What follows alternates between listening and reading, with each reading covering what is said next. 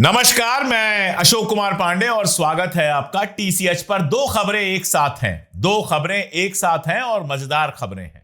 पहली खबर है कि चीन की विदेश मंत्रालय के जो प्रवक्ता हैं माओ निंग, उन्होंने कहा है कि शक्सगाम जो वैली है, ट्रांस कारकोरम इलाका जो है शक्सगाम की वैली, वो पूरी तरह से चीन की है और उस पर भारत का दावा हम नहीं मानते। वो चीन का क्षेत्र है, यानी भारत की एक घाटी जिसको भारत अपना क्षेत्र मानता है, उस पर चीन का कब्जा है और भारत के सामने वो खुलेआम कह रहा है कि चीन का इलाका है, वो हम जो चाहेंगे उस पर बनवाएंगे, आप हमें रोक नहीं सकते। एक तरफ चल रही है ये खबर और दूसरी तरफ खबर ये चल रही है कि चीन के कम्युनिस्ट पार्टी का एक डेलीगेशन आता है।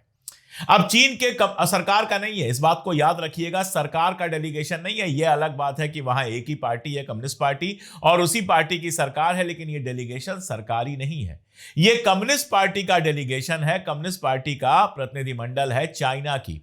और हिंदुस्तान में जब यह आता है तो कम्युनिस्ट पार्टी भारत की जो है उससे नहीं मिलता, ना ही कांग्रेस से मिलता है, ना किसी और से मिलता है। इसकी सीधी मुलाकात होती है भारतीय जनता पार्टी के लोगों से। विजय चौथाई वाले, जो भारतीय जनता पार्टी के विदेश मामलों के फॉरेन अफेयर्स के प्रकोष्ठ के चेयरपर्सन हैं, वो ट्वीट करते हैं और ट्वीट में ये बताते हैं कि भारतीय जनता पार्टी के दफ्तर में कम्युनिस्ट पार्टी चाइना के प्रतिनिधिमंडल की मुलाकात भारतीय जनता पार्टी के प्रतिनिधिमंडल से हुई। अब आप ये देखिए, भारतीय जनता पार्टी और आरएसएस लगातार कम्युनिस्टों को गालियां देते रहते हैं। भारतीय जनता पार्टी और आरएसएस देश के अंदर कम्युनिस्टों को दुश्मन नंबर 3 बताते हैं। नंबर 1 मुसलमान, नंबर 2 ईसाई और number 3 communist. Bharatiya Janata party और आरएसएस जो हैं, वो इस देश के जो वामपंथी हैं उन पर चीन का एजेंट होने का आरोप लगाते हैं और भारतीय जनता पार्टी और आरएसएस कांग्रेस के ऊपर आरोप लगाते हैं कि वो चाइना परस्त हैं। 7 अगस्त 2008 की बात है, चीनी कम्युनिस्ट पार्टी के साथ उस समय कांग्रेस के महासचिव थे राहुल गांधी। उन्होंने एमओयू पर सिग्नेचर किया था, मेमोरेंडम ऑफ अंडरस्टैंडिंग पर सिग्नेचर किया था, और उस मीटिंग में शी जिनपिंग भी मौजूद थे। और इसके बाद राहुल गांधी की जबरदस्त आलोचना की गई थी और उसमें कहा गया था कि कांग्रेस जैसी किसी राजनीतिक पार्टी को किसी दूसरे देश की राजनीतिक पार्टी के साथ घनिष्ठ संबंध क्यों रखने चाहिए। इसके अलावा भी कांग्रेस को चीन समर्थक और जाने क्या क्या कहती रही है भारतीय जनता पार्टी। लेकिन भारतीय जनता पार्टी के कम्युनिस्ट पार्टी के साथ, यानी चाइना की कम्युनिस्ट पार्टी के साथ पुराने रिश्ते हैं। यह कोई पहली मुलाकात नहीं हुई है, 2000 के दशक से ही लगातार संपर्क बना रहा है और भारतीय जनता पार्टी के कई प्रतिनिधिमंडल चाइना जाकर वहां की कम्युनिस्ट पार्टी के साथ मीटिंग कर चुके हैं। इनकी आखिरी मुलाकात कोई 6 साल पहले हुई थी और उसके पहले 2011 में पार्टी का एक डेलीगेशन, इनकी पार्टी का एक डेलीगेशन चाइना गया था। यानी भारतीय जनता पार्टी का डेलीगेशन 2 बार चाइना इसके पहले जा चुका है और वहां पर जाकर चाइना की कम्युनिस्ट पार्टी के साथ गलबैयां कर चुका है, उसके साथ रिश्ता बना चुका है।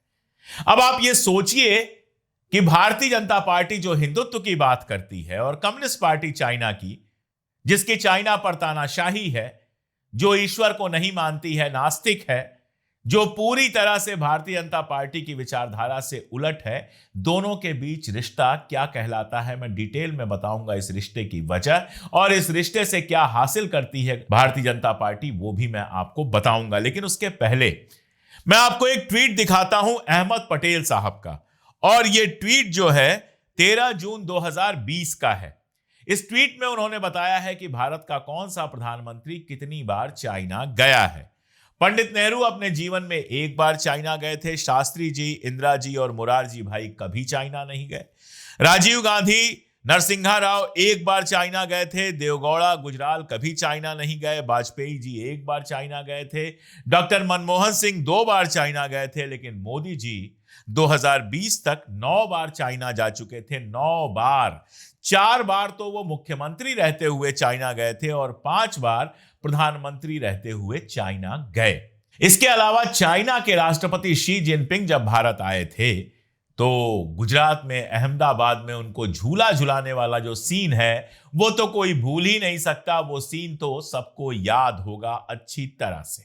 अब सवाल यह उठता है कि नरेंद्र मोदी और भारतीय जनता पार्टी इतना करीबी रिश्ता क्यों रखते हैं चाइना से, जबकि चाइना लगातार हमारी जमीनें कब्जा करते जा रहा है। शक्सगाम जो वैली है उसमें चाइना इंफ्रास्ट्रक्चर बना रहा है और इसी को लेकर हमारे विदेश मंत्रालय के जो प्रवक्ता हैं रणधीर जायसवाल साहब, उन्होंने 9 जनवरी को एक बयान जारी किया था जिसमें उन्होंने कहा था कि शक्सगाम की घाटी भारत का क्षेत्र है और उसमें जो भी निर्माण हो रहा है वो इल्लीगल है, उसको हम स्वीकार नहीं कर सकते, यह हिस्सा भारत का अभिन्न अंग है।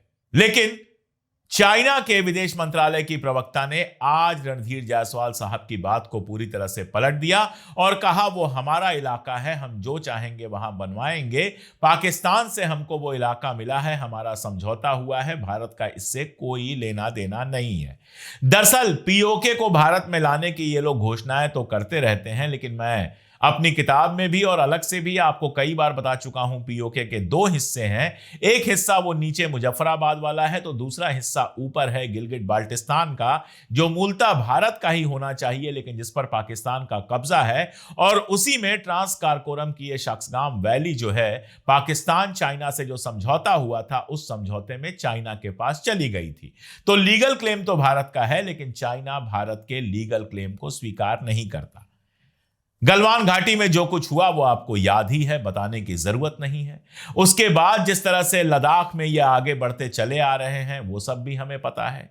उसके बाद प्रधानमंत्री कहते हैं ना कोई घुसा है ना किसी को घुसने देंगे। विदेश मंत्री कहते हैं चाइना हमसे बड़ी इकॉनमी है, बताइए आप हम उससे कैसे लड़ाई लड़ें।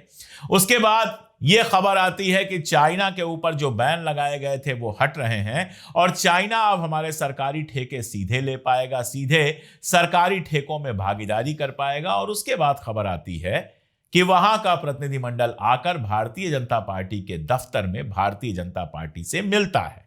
जाहिर है कांग्रेस ने इसकी आलोचना वगैरह की है, करना ही है उनको, लेकिन आखिर कम्युनिस्ट पार्टी ऑफ चाइना और भारत की भारतीय जनता पार्टी के बीच में रिश्ता क्या है, कैसे है और क्यों है। देखिए, विचारधारा तो दोनों की बिल्कुल अलग अलग है। कम्युनिस्टों की विचारधारा और हिंदुत्ववादियों की विचारधारा कभी एक हो ही नहीं सकती। और यह भी आपको बता दूं कि आप कहेंगे ये तो सरकारी मामला है, भारतीय जनता पार्टी का मामला है, तो 13 जनवरी को आरएसएस के भी डेलीगेशन से मिलने वाला है कम्युनिस्ट पार्टी का डेलीगेशन। आरएसएस जो कम्युनिज्म का एकदम विरोधी है, उसका डेलीगेशन मिलेगा चाइनीज कम्युनिस्ट पार्टी के डेलीगेशन से। आरएसएस और बीजेपी में कोई फर्क नहीं है, यह भी आप अच्छी तरह से जानते हैं, दोनों एक दूसरे के बिना जिंदा नहीं रह सकते। खैर, तो चाइना की कम्युनिस्ट पार्टी में ऐसा क्या इंटरेस्ट है भारतीय जनता पार्टी का? चाइना की कम्युनिस्ट पार्टी ने क्या किया है? चाइनीज रिवॉल्यूशन के बाद ही जब माओ सत्ता में आया, उसके बाद से ही चाइना के ऊपर पूरा कब्जा करके रखा है। जब भी कोई आंदोलन हुआ सरकार के खिलाफ, जैसे थियाननमेन स्क्वायर, सैकड़ों लोगों को मार दिया गया और आंदोलन को दबा दिया गया। चाइना की स्थिति ऐसी है कि चलती मीटिंग में से सरकार के किसी हिस्से, किसी इंपॉर्टेंट व्यक्ति को उठा लिया जाता है और जेल में डाल दिया जाता है। कोई अखबार नहीं निकाल सकता है, अभिव्यक्ति की कोई आजादी नहीं है। और सरकार के खिलाफ अगर किसी ने बोलने की कोशिश की तो उसको या तो फांसी दे दी जाएगी या गोली मार दी जाएगी या चाइना के ऐसे इलाके में भेज दिया जाएगा जहां वो तड़प तड़प कर खत्म हो जाएगा। चाइना की बहुत रंगीन तस्वीरें वर्ल्ड मीडिया में आती हैं, चाइना के डेवलपमेंट की, बाकी सारी चीजों की, लेकिन एक बात याद रखिए कि चाइना का एक हिस्सा ऐसा है जहां दुनिया का कोई व्यक्ति जा नहीं सकता चाइनीज गवर्नमेंट के परमिशंस के बिना। और वो ऐसे इलाके हैं जहां ऐसे लोगों को रखा जाता है जो चाइनीज गवर्नमेंट के प्रति वफादार नहीं माने जाते हैं। अलग तरह का वर्ण सिस्टम चलता है वहां पर, जहां वफादारी के हिसाब से लोगों को बांटा जाता है। जो सबसे ज्यादा वफादार हैं वो बीजिंग और इस तरह के शहरों में रहते हैं, और जो कम वफादार हैं वो अंदर, और जो बिल्कुल वफादार नहीं माने जाते हैं उनको बीजिंग से इतना दूर भेज दिया जाता है, ऐसी जगहों पर भेज दिया जाता है जहां कोई विकास नहीं है, जहां बहुत सारी दिक्कतें हैं, जहां से निकल के आ पाना पॉसिबल नहीं होता है। आप सोचिए, चाइना में ही चाइना के नागरिक को एक इलाके से दूसरे इलाके में जाने के लिए परमिट की जरूरत पड़ती है। ये वो बातें हैं चाइना के बारे में जो अक्सर लोग नहीं जानते हैं, क्योंकि घूमने भी जाते हैं तो उन्हें इलाकों में जाते हैं जहां परमिशन है और अच्छा अच्छा देखकर लौट आते हैं। यही हालत नॉर्थ कोरिया की भी है। मैंने अपनी किताब 20वीं सदी के तानाशाह में नॉर्थ कोरिया पर विस्तार से लिखा है और चाइना का जिक्र किया है। खैर, भारतीय जनता पार्टी भी क्या चाहती है? भारतीय जनता पार्टी का नारा क्या था, याद है? कांग्रेस मुक्त भारत। भारतीय जनता पार्टी भारत पर अपनी तानाशाही स्थापित करना चाहती है, किसी भी तरह से ऐसी सत्ता बनाना चाहती है कि भारत पे हमेशा हमेशा उसका कब्जा रहे और बाकी सारी पार्टियां धीरे धीरे खामोश हो जाएं। वो भी एक ऐसा सिस्टम बनाना चाहती है जहां सरकार के खिलाफ बोलने वाली हर आवाज को दबा दिया जाए। अभी भी उमर खालिद, शर्जील इमाम जैसे तमाम सारे लोग जेल में हैं, लेकिन उसके बावजूद बहुत सारे लोग ऐसे हैं जो बिना डरे हिम्मत करके सरकार के खिलाफ बोलते हैं। आप चाहें तो मुझे भी उनमें ही गिन सकते हैं।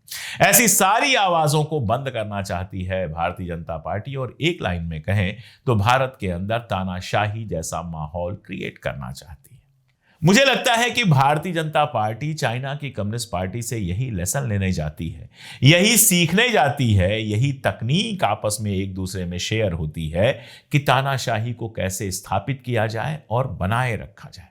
जाहिर है दुनिया में चाइना इकलौता देश है जहां इस तरह की तानाशाही अभी भी है। आप मिडिल ईस्ट के देशों को कह सकते हैं, लेकिन वो बहुत छोटे छोटे से देश हैं, सामंती देश हैं, वहां की बात अलग है। चाइना इतने बड़े इलाके पर कब्जा करके बैठा हुआ है, इतना बड़ा देश है, खुद इतना बड़ा देश है और उसके अलावा ढेर सारे इलाकों पर कब्जा करके बैठा हुआ है, तो उसकी जनसंख्या बहुत ज्यादा है, तो जाहिर है वो भारत के बहुत करीब है। अब जरा इनकी देशभक्ति आप देख लीजिए। पाकिस्तान के साथ ऑपरेशन सिंदूर हुआ, पूरी भारतीय जनता पार्टी उस पर हल्ला मचा रही थी, लेकिन पाकिस्तान के साथ सबसे मजबूती के साथ कौन खड़ा था? चाइना। चाइना पाकिस्तान के हथियारों का सबसे बड़ा सप्लायर है।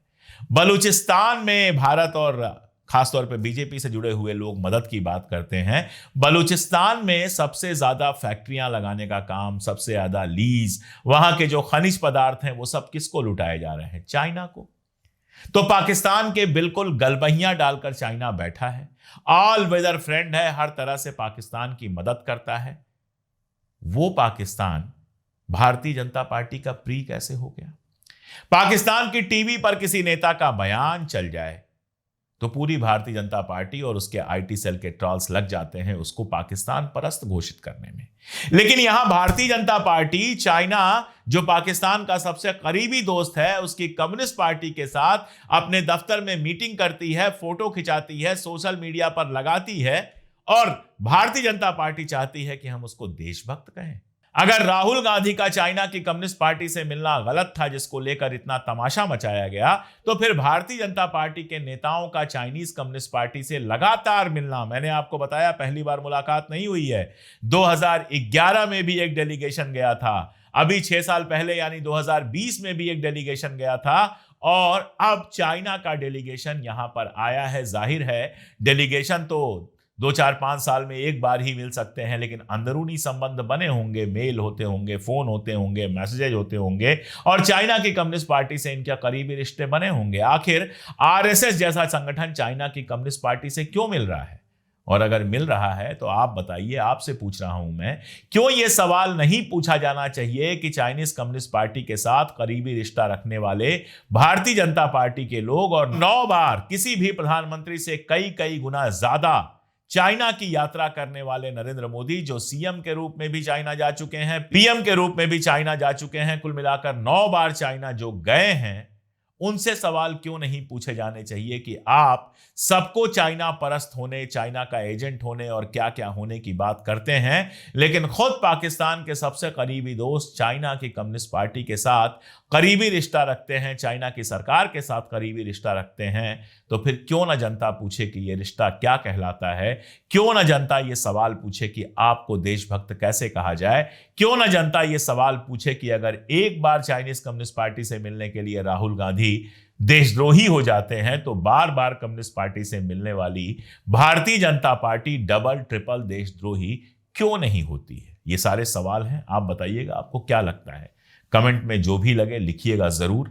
जुड़े रहिए हमारे साथ, हमारे वीडियोस को दूर तक पहुंचाइए, और अब तक अगर चैनल को सब्सक्राइब ना किया हो तो चैनल को सब्सक्राइब कर लीजिए। स्क्रीन पर जो QR कोड आप देख रहे हैं उसको स्कैन करके हमारी मेंबरशिप भी आप ले सकते हैं। आज के लिए इतना ही, बहुत शुक्रिया।